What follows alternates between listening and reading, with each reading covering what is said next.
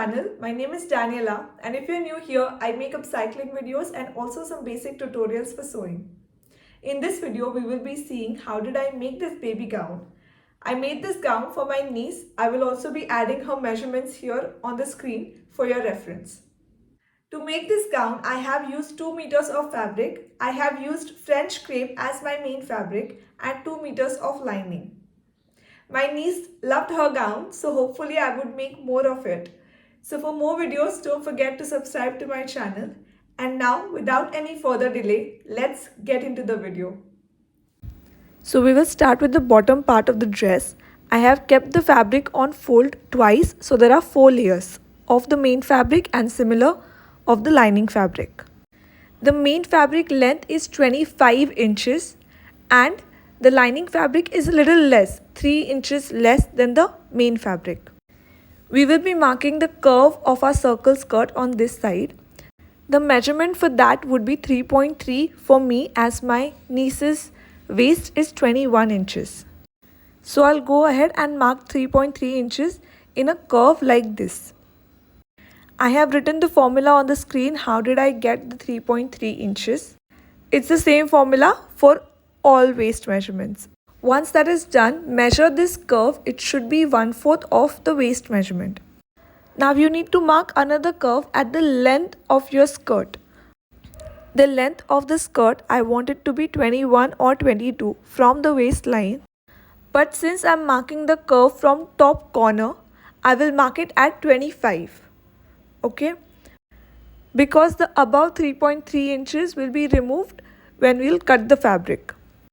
So 25 minus 3.3 will give me 21.7 I think, which is fine for the length.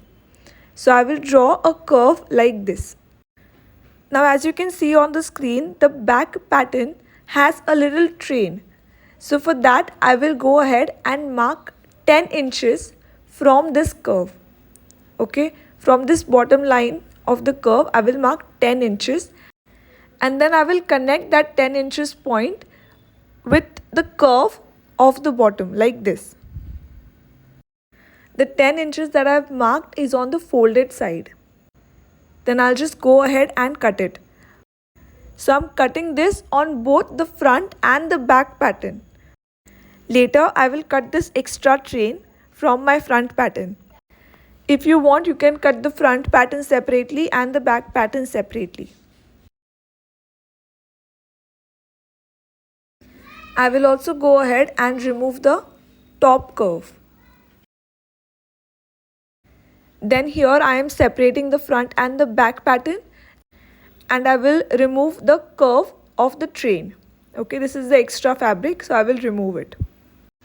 Do the same thing for the lining fabric as well. Now for the bodice, you can see I have kept 2 folded fabrics and one is 1 inch or 1/4 of an inch extra. That is the zip allowance. So I've just marked it. So this is the zip allowance. So that will be used to attach a zip. Now we will go ahead and mark the measurements. I will mark 4 inch on the shoulder line. No need to come down by 1 inch for kids dress. So I'll mark the same 4 inch for the armhole. Then on this point you need to mark your bust divide by 4. So I'm marking 5.25 inches here. Then go ahead and mark the length of the bodice. I am marking 8 inches. And then extend that line horizontally. And on this line mark your waist divide by 4. It's the same for me, 5.25, so I'll mark that. Then on the shoulder line, go ahead and mark your sleeves. You can come in by 0.25 inches for the front sleeve. And for the back sleeve, just take the midpoint and connect it.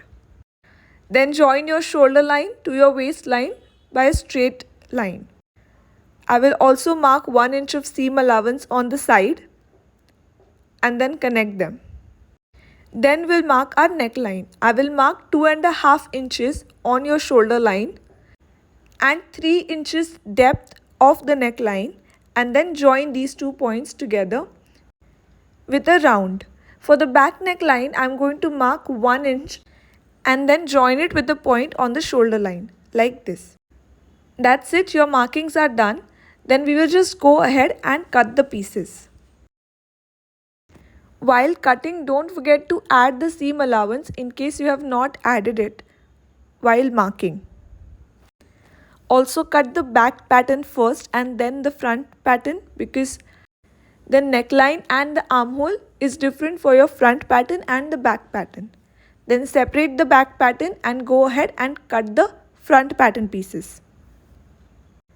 Do the same procedure for the main fabric as well. Now for the waistband, I have taken 4 layers of fabric and the length is 25 inches and the width is 5 inches. So I'll draw a horizontal line at the bottom like this, and on the other side in the middle I will mark 2.5 inches. Then on the side where I marked 5 inches, I will come up by 1 inch. Then join this point and create a slope like this. Now I'll join the points which I have marked at the top with the bottom points. You need to consider the point which you have marked 1 inch above and then just go ahead and cut it. Then you need to go ahead and stitch 3 sides. These are the sides which you need to stitch. Keep one side open because you need to flip it to the right side. So stitch only 3 sides. Now I will cut the back pattern into 2 parts because there will be zipper that we will be adding. Also do the same thing for the lining fabric as well. Now you need to join the shoulders of the front and the back pattern. So go ahead and pin the shoulders and then take it to the sewing machine and stitch it. Do the same thing for the lining fabric as well. It will look like this after stitching. Now take your lining fabric and keep them right sides facing each other like this. So align the armholes with armholes and neckline with neckline. And then you need to stitch the neckline as well as the armhole. This is how it looks after pinning. You need to pin both the armholes.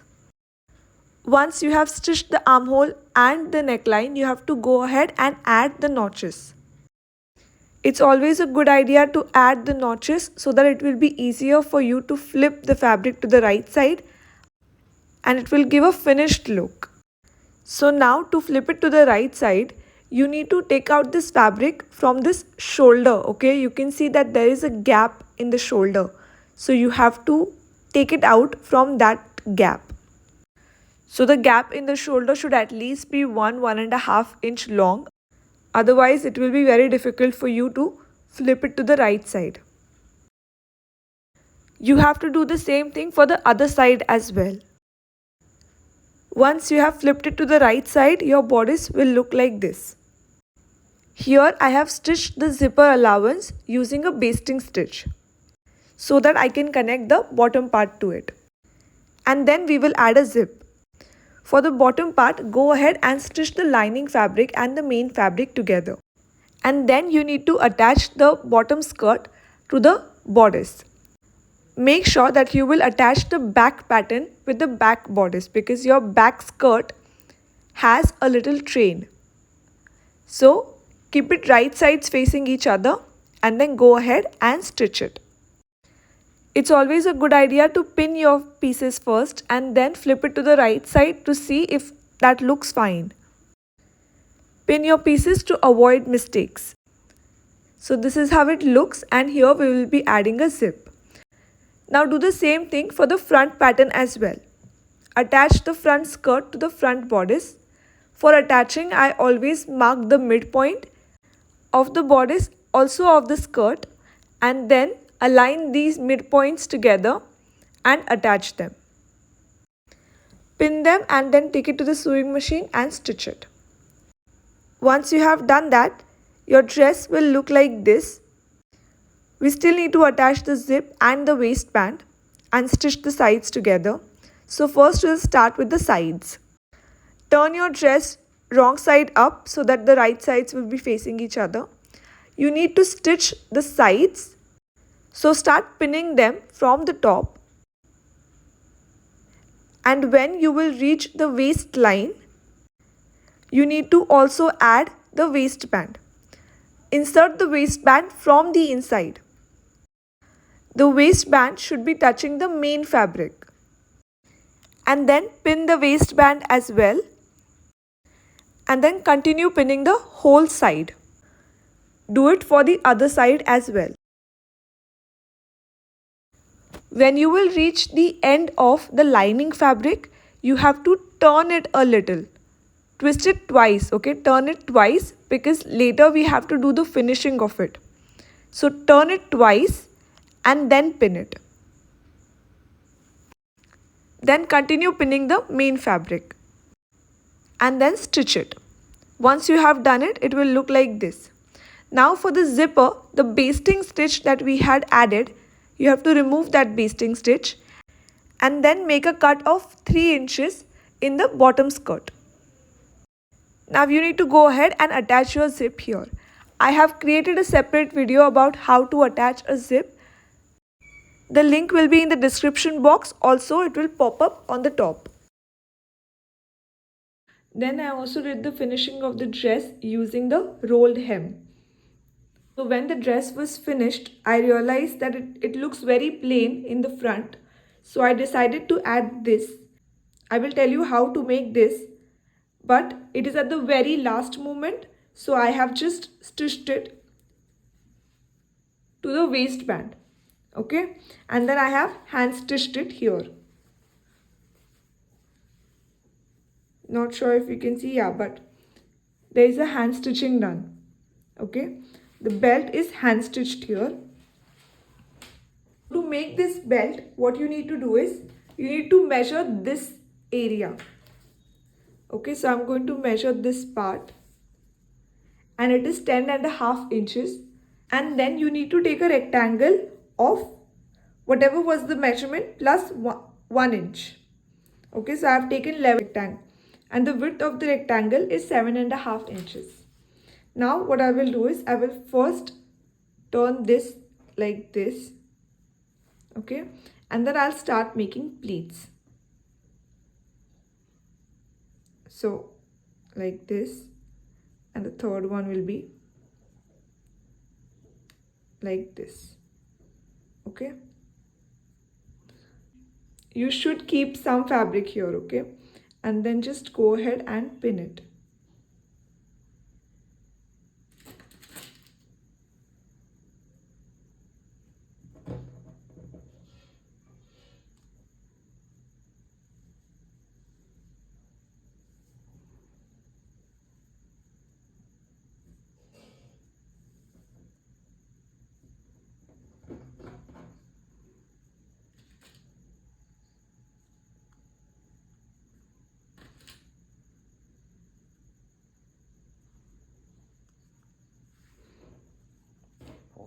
Okay, so it looks like this.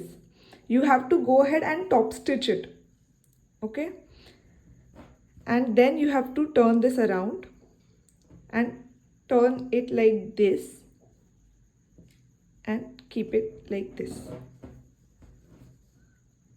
Okay, so this is how your belt will look like. First stitch the sides so that it will stay intact, and then you have to stitch this part. Okay, like this.